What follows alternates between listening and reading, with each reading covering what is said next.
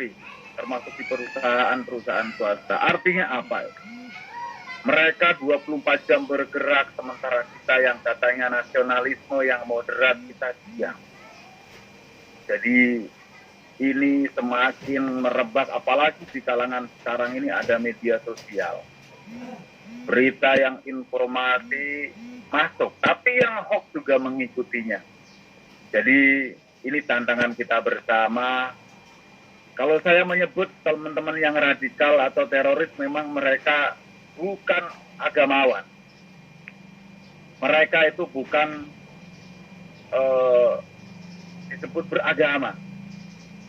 Mereka itu adalah kelompok politik. Mereka tidak dididik menjadi agamawan, tapi mereka dididik negarawan. Pemberontak atas nama agama, itu yang sebenarnya tepat. Karena saya dulu di sana tidak memperjuangkan agama. Kita memperjuangkan negara. Yang mau kita gulingkan itu negara, bukan agama. Jadi mereka itu orang-orang yang berkedok agama. Lalu kenapa kok bisa masuk ke semua lini masyarakat? Mereka selalu mengkampanyekan hal-hal yang logis, hal-hal yang masuk akal. Dan mereka memang merajalela karena kita biarkan.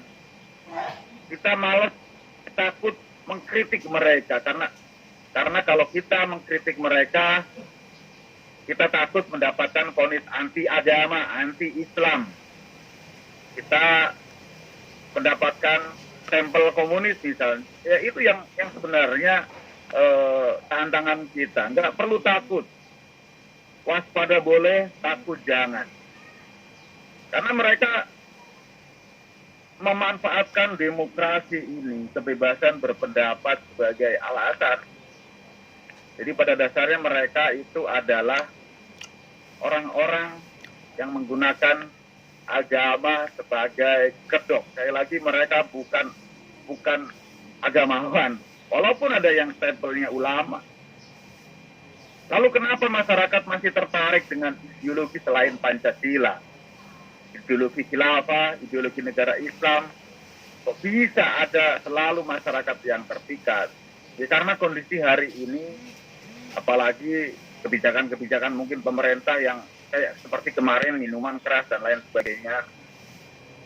Dan masih banyak masyarakat yang menganggap Pancasila katanya tidak menarik, Pancasila dianggap gadul, kaku, dan lain sebagainya. Jadi ini tantangan kita bersama termasuk dari BPIP juga.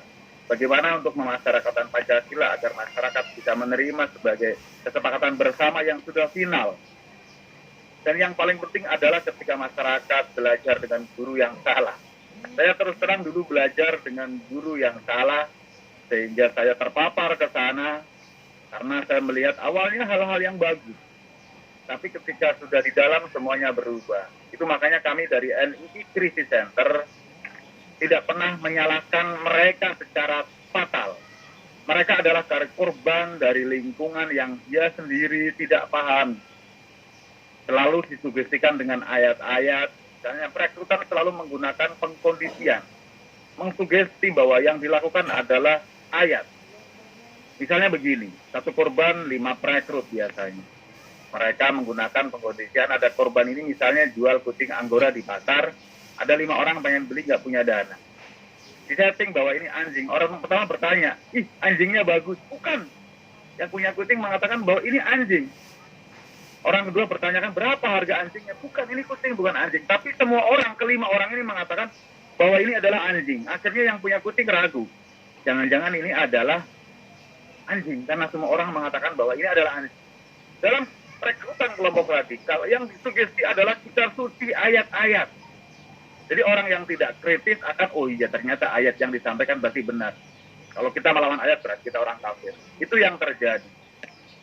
Jadi begitu melihat ke dalam, semuanya yang kita lakukan berubah.